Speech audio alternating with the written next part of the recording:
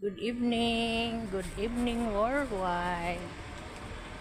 Ako, dasalan na, lalabas na yung mga tao, siguro mamaya na lang kung pupunta na Bacala. Sabi, panibagong vlog, kumusta po ang lahat? Luzon, Visayas at Mindanao, nandito ako sa labas.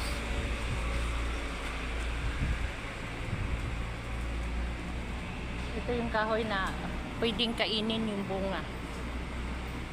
Ito.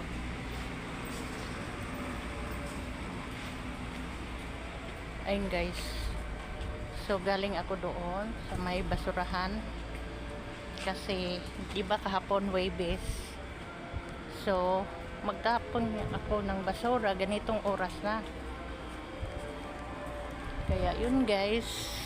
Kumusta ang lahat guys? Hindi pa nyo sinusubukan kung paano mag extra income para araw-araw tayo kumikita. Dapat guys, kumukunik kayo sa platform, makinig kayo kung magustuhan nyo yung mga presentation, kasi kung hindi nyo susubukan hindi nyo malalaman, diba? Kaya pasok tayo dito sa tindahan.